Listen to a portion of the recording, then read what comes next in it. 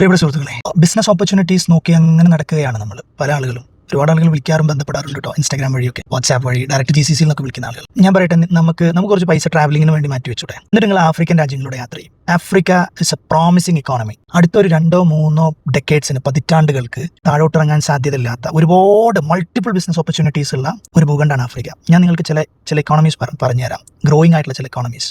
Rwanda വളരെ important ആയ രാജ്യമാണ്. Nigeria, Kenya, Ivory Coast, Ghana, Tanzania. ഒരുപാട് സാധ്യതകളുണ്ട്, നമ്മൾ കാണുന്ന പോലെയൊന്നുമല്ല. അതായത് നിങ്ങൾ ഒരിക്കലും എന്ത് ചെയ്തെന്ന് വെച്ചാൽ ഒരു GCC ടൗണിനെ പോലെ, ദുബൈയെ പോലെ, അതല്ലെങ്കിൽ ഒരു യൂറോപ്യൻ രാജ്യത്തെ പോലെയൊന്നും നമ്മൾ ഒരിക്കലും കമ്പയർ ചെയ്യരുത്. ഇതൊരു നല്ല സ്റ്റേബിൾ ആയിട്ട് ഗ്രോ ചെയ്തുകൊണ്ടിരിക്കുന്ന ഒരു ഇക്കോണമിയാണ്.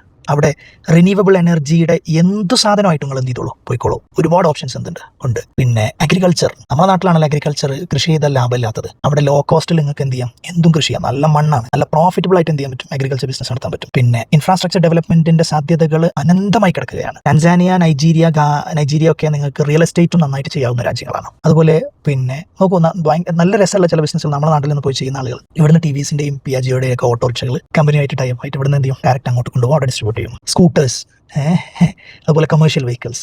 അതുകൊണ്ട് തന്നെ ഓട്ടോമൊബൈൽ മേഖലയിലുള്ള സാധ്യതകൾ വരെ കിടക്കുകയാണ്. ഇനിയും കേട്ടോ അത്തരം രാജ്യങ്ങളും പിന്നെ ഒഴിവുള്ള പിന്നെ മാർക്കറ്റുകളൊക്കെ ഇഷ്ടംപോലെ എന്ത് ചെയ്യുന്നുണ്ട്, കിടക്കുന്നുണ്ട്. ഞാൻ നേരത്തെ റിന്യൂവബിൾ എനർജി പറഞ്ഞു. റിന്യൂവബിൾ എനർജി ഇൻഡസ്ട്രി എന്ന് പറഞ്ഞിട്ട് നിങ്ങൾ വലിയ പവർ പ്ലാന്റിനെ കുറിച്ചൊന്നും ചിന്തിക്കേണ്ട. അതിന് കപ്പാസിറ്റി ഉള്ള ആളുകൾ അങ്ങോട്ട് തന്നെ പോകണം. ഇൻവേർട്ടേഴ്സ് ആവശ്യമുള്ള സ്ഥലങ്ങളുണ്ട്, സോളാർ പാനലുകൾ ആവശ്യമുള്ള സ്ഥലങ്ങളുണ്ട്. എത്രയാണ് കിടക്കുന്നത് നൽകാൻ. അങ്ങനെയാണ് അവർ അവിടുത്തെ പിന്നെ ഗവൺമെന്റ് അതിന് വേണ്ട സപ്പോർട്ടുകൾ എന്ത് ചെയ്യുന്നുണ്ട്. നമ്മൾ എന്താ വേണ്ടത്, നമ്മളൊരു 3-4 ആഴ്ച എന്ത് ചെയ്യണം, ഷെഡ്യൂൾ ചെയ്യണം. അത്യാവശ്യം യാത്ര ചെയ്യാനും മറ്റൊക്കെ ഉള്ള ഫണ്ട് കാണണം.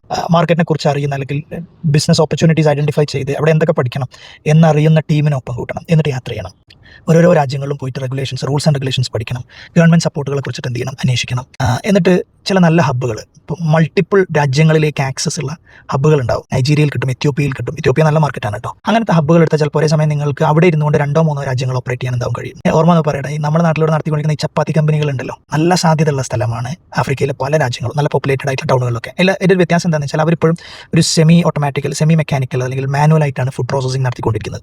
എന്നാൽ കൺസംഷൻ ഒരുപാട് ഡിമാൻഡ് ഉണ്ട്. അപ്പോൾ നമ്മൾ അവിടെ ചെന്നിട്ട് കുറച്ച് ബൾക്കായിട്ട് പ്രൊഡ്യൂസ് ചെയ്യാൻ കഴിഞ്ഞാൽ, നല്ല മെഷീൻസ് ഉപയോഗിച്ചിട്ട് ബൾക്കായിട്ട് ക്വാളിറ്റിയിൽ പ്രൊഡ്യൂസ് ചെയ്യാൻ കഴിഞ്ഞാൽ നന്നായി ബിസിനസ് ചെയ്യാൻ എന്താവും കഴിയും. അപ്പോൾ അവരിലേക്ക് പല ടെക്നോളജിയും എത്തിയില്ല. നമ്മൾ പോകുമ്പോൾ എന്താ വേണ്ടതെന്ന് വെച്ചാൽ ആവശ്യത്തിന് റിസോഴ്സസ് പൂൾ ചെയ്യണം, സിസ്റ്റമാറ്റിക് ആയിട്ട് മാനേജ് ചെയ്യാൻ കഴിയണം, പ്രൊഫഷണൽ ആയിട്ട് ഡീൽ ചെയ്യണം, സാധ്യതകൾ ഉപയോഗപ്പെടുത്തണം. IT-യുടെ, ടെക്നോളജിയുടെ, AI-യുടെ, ഓട്ടോമേഷൻസിൻ്റെ അത്തരം സാധ്യതകളൊക്കെ ഉപയോഗിച്ച് കഴിഞ്ഞാൽ നമുക്ക് ഗ്രോത്ത് ഒന്നും കൂടി സ്പീഡാക്കാൻ എന്താവും സാധിക്കും.